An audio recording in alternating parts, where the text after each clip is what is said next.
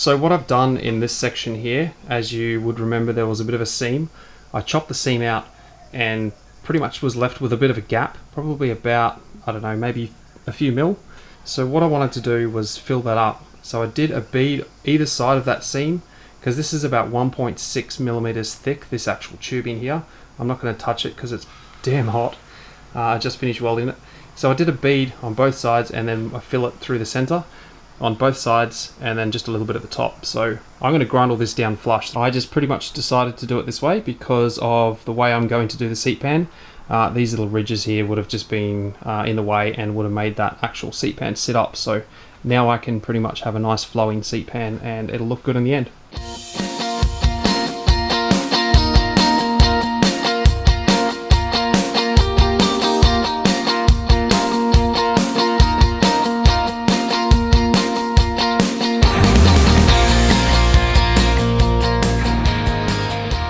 Really starting to take shape now that I've painted all that black. You can sort of see what I was saying now about having that all pretty much smoothed off and it just flows like one nice even piece rather than, you know, having this hoop come in and then chopping it there and then having this piece at the bottom that hangs down, which I've seen done before. I just had a different idea on the way I wanted to do it. So having that flowing into the hoop was just something that I really wanted to do. And I think it really works. Now that the hoop is on and I pretty much ground it all back and smoothed it off, when I get this frame off completely and disassemble the bike, I'll go over everything, any spatter, any imperfections, and I just go over it with a really fine flapper disc and just make sure that there's no roughness going on. So that's something that I'll do later, but for now you can see sort of the imperfections due to the fact that I have used like a matte paint, just a cheap paint, just to go over it. Now that the hoop's on, the seat pan is the next thing to come up, so I'm going to start doing some measurements for that. So I'm standing back trying to figure out where to put the supports to actually support the seat pan before I create the seat pan. A couple of things that I've done, I've just wedged this in here. This is the original rear mudguard and it's just going to have to be cut down. Yeah, I don't know how I'm going to cut it yet. It's just sitting there just so that I can come down and work out, you know, if it's going to protrude up into the actual seat pan or not. The other thing is tying into the tank is one thing that I definitely want to do. So I'm going to try and follow the line of this tank as best I can with the fiberglass. So I need to figure out where the supports need to be. Definitely there's going to be something here. The actual locator for the front of the seat pan is going to be under here. So there's going to have to be something across here, maybe one back here. Just enough supports to hold that fiberglass in place so it doesn't want to crack. I could make a seat pan out of many different things, like for instance aluminium. I could do it out of steel. Fiberglass, I really like working with fiberglass, so I'm probably going to go that way just purely because I can follow lines like this really easy with fiberglass, and I really want to just pretty much make it marry into that tank. Because ultimately, once my bikes are done, I want them to look like they came from the factory like that. I don't want them to look like they're a custom, pretty much just done in a garage kind of bike. I want them to look like they physically look like they came from the factory finished. And following the line of this tank is definitely going to do that. The seat is going to be relatively flat across the top. Obviously all this is going to be cushioning, and the reason I kept that much cushioning is because A, it's a scrambler, and B, if I was to take all this subframe off and recreate the subframe, that's a whole new kettle of fish. I can do it, and I'll probably end up doing that with my next CX. I'll probably end up doing like a monoshock or something, but for this one I didn't want to take that much time into actually the build, so I thought this was the best option, and it's probably the easiest option for anyone else who wants to build a scrambler on a budget like this. But for now what I'm going to do is I'm going to put something on this tank to wrap it up so that the fiberglass doesn't stick to it, and fill in this section here with a HDPE polyethylene plastic with some big panels, and then I might do some plasticine on around the edges just to round those off, just so that when the fiberglass actually goes on, it wraps around to about sort of, I guess, to the top of my fingernail here. So when you take that seat off and when the vinyl goes around it and wraps around, it pretty much just hugs this frame, and it looks really neat because you've just got the bottom section of the frame poking out, and it's just a really nice finish. But for now, let's get this off and get some action happening on that seat pan.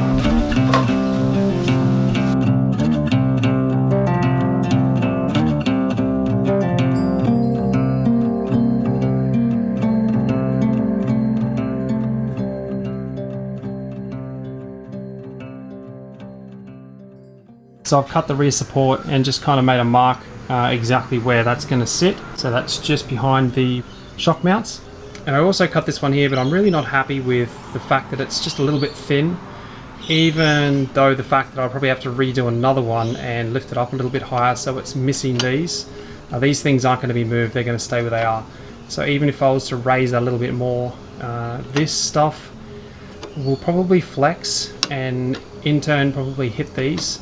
So I don't want that to happen. Even if I was to put a heavy duty fiberglass seat pan in there, I'd rather beef it up a little bit. So what I did, so I've got this guy here now cut, and what I've got to do is pretty much get it in the position that I want it.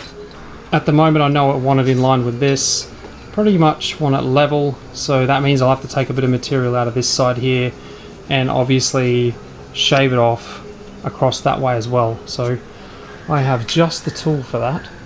So I just had this arrive in the mail, well, with a courier anyway. It says gasoline generator. It's definitely not a gasoline generator.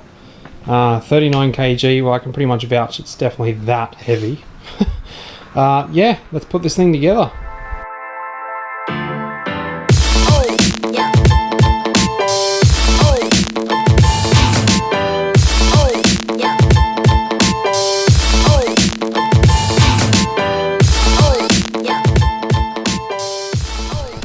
So it definitely comes with a lot of parts, and packaging is like amazing. It is literally bolted down to what looks like a timber MDF panel.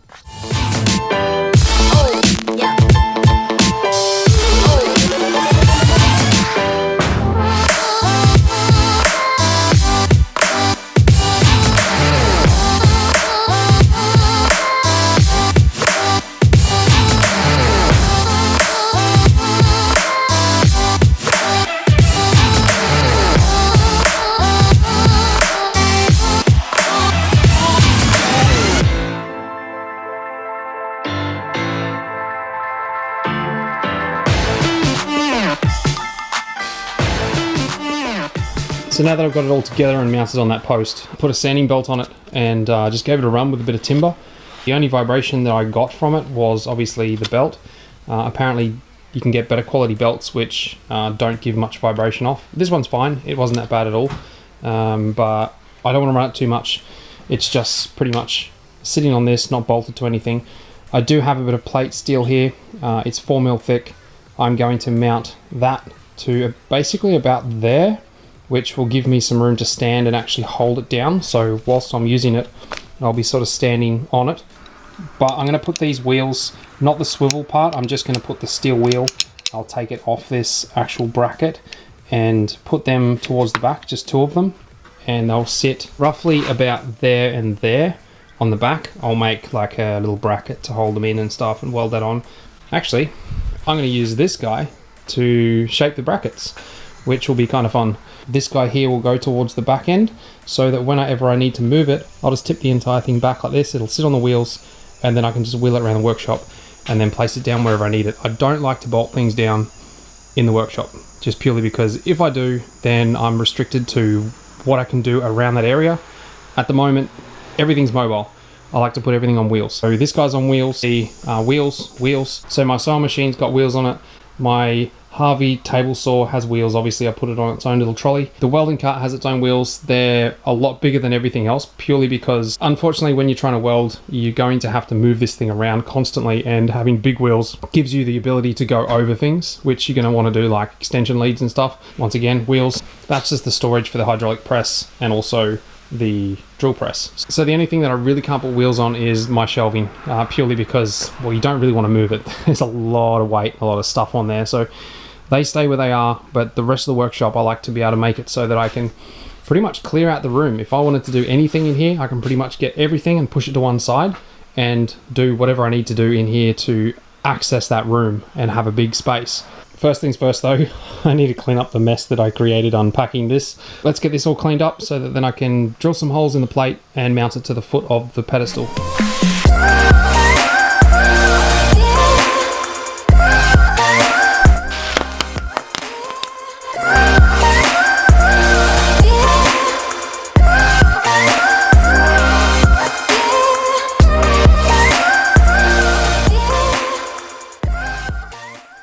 So I just did a quick measurement and found that it's that far out of square. So it's not really going to matter for something like this, it's a base plate, but the fact that it's out of square that much will bother me.